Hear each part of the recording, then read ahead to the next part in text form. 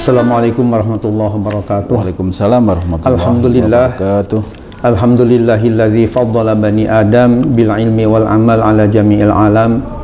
Wassalatu wassalamu ala sayyidina Muhammadin sayyidil arabi wal ajam wa ala alihi wa ashabihi ya nabi'il ulumi wal hikam, amma ba'du. Selanjutnya Pak Haji Andre, mari kita bahas dan silahkan dibaca tema dan sekaligus pertanyaannya. Baik, bagi pertanyaannya, apabila seorang makmum bangkit dari ruku, apakah disunatkan membaca Sami'allahu liman hamidah Rabbana walakal hamdu, atau yang sunat hanya membaca Rabbana walakal hamdu saja tanpa membaca Sami'allahu liman hamidah? Yang intinya bahwa Pak Andre dan Pak Mirsa yang dimuliakan oleh Allah Subhanahu wa taala, sebagai hulasah atau kesimpulan dari pembahasan kita yang cukup panjang ini, bahwa berdasarkan hadis Nabi kita Muhammad Shallallahu Alaihi Wasallam dan fatwa para ulama yang sangat alim tentunya, termasuk mujtahid yang sangat kita muliakan Imam Syafi'i sendiri, ya, selain diperjelas oleh mujtahid fatwa namanya Imam Nawawi dan Said Sabiq dan yang lain-lainnya, dijelaskan bahwa ucapan Sami Allahu liman hamidah itu tidak terbatas disunatkannya bagi imam saja, akan tapi baik imam, makmum maupun orang yang sholat sendirian tetap disunatkan ketika bangkit dari ruku menuju i'tidal itu baca dulu Sami Allahu liman hamidah. Setelah ajeg i'tidal, istilah bahasa Arabnya, baru Rabbana walakal hamdu, dan bisa dilanjutkan ya bacaan tadi. Yang jelas yang dipertanyakan oleh pembaca tadi, apakah sunatnya membaca Sami Allahu liman hamidah ini bagi imam saja atau bagi makmum juga disunatkan? Jadi jawabnya berdasarkan hadis-hadis Nabi dan fatwa-fatwa ulama besar tadi, jelas disunatkan pula walaupun bagi makmum.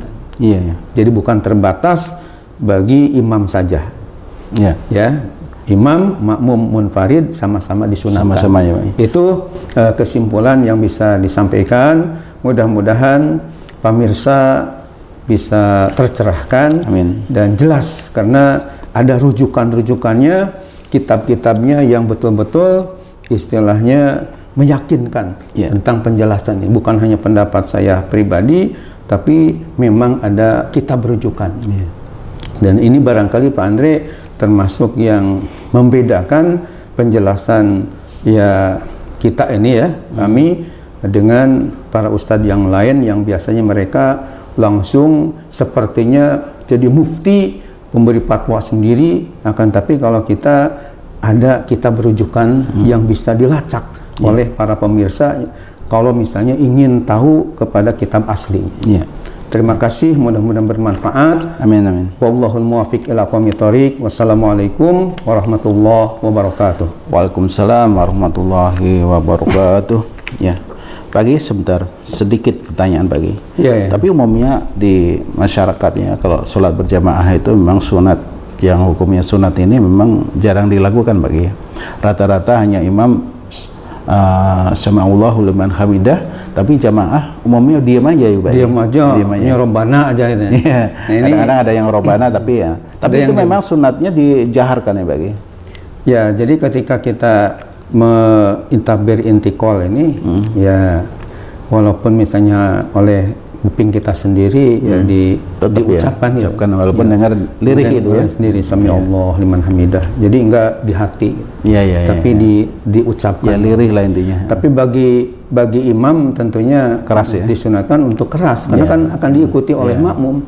Terutama Pak Haji Andre, saya pengalaman ya, artinya jadi makmum kepada seorang imam, ketika misalnya dari sujud kan ketika bangkit dari sujud diucapkan misalnya ya, takbir ya, ini katakan dengan masalah takbir Allahu Akbar. Ini kan kalau nggak dinyaringkan, kadang-kadang kita menunggu-nunggu itu, ini sudah bangkit atau belum. Nah makanya kalau bagi imam itu hendaknya dinyaringkan, baik itu Allahu Akbarnya maupun Sami Allahu liman hamidahnya. Biar si makmum itu jadi tahu yang di belakang, terutama yang terhalang oleh makmum-makmum yang lain.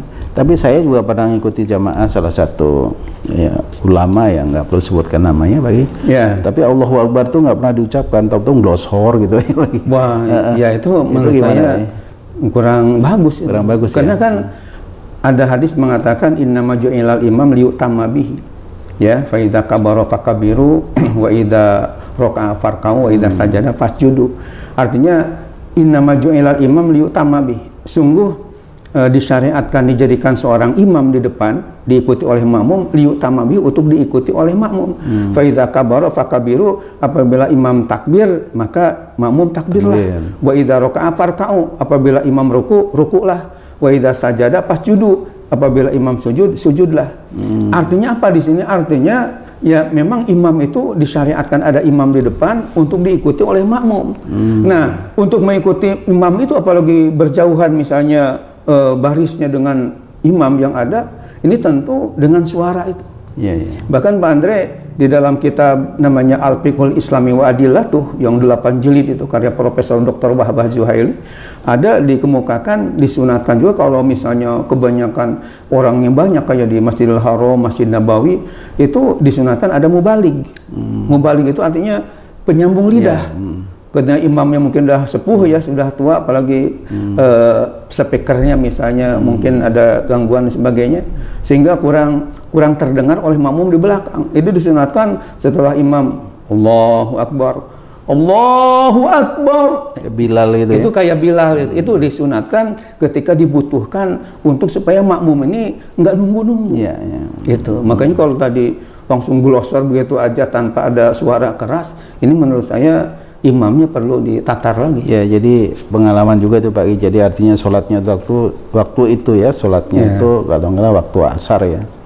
Jadi waktu asar justru waktu masuk masjid tuh suasana hening, diem. Baik. Waktu sholat kok diam juga gitu. Sujudnya jadi kita sujud tuh lihatnya yang di depan udah sujud, sujud gitu. Nah, itu imamnya hendaknya ditatar, diberikan istilahnya ada mungkin perlu ya bimbingan supaya menjadi imam yang baik. Tetap berarti harus dijaharkan. Karena kan diikuti oleh makmum. Baik, terima kasih. Ya pemirsa, saya kira sudah jelas kajian kita dari Murabi kita. Mudah-mudahan ini jadi pencerahan dan kita berjumpa kembali insya Allah pada episode berikutnya atau di kajian berikutnya. Kita tutup ya taklim kita hari ini dengan doa kafaratul majelis. Subhanakallahumma wa bihamdika asyhadu an la ilaha illa anta astaghfiruka wa atubu ilaik. Terima kasih atas perhatiannya. Assalamualaikum warahmatullahi wabarakatuh. Waalaikumsalam warahmatullahi wabarakatuh. Terima kasih baik.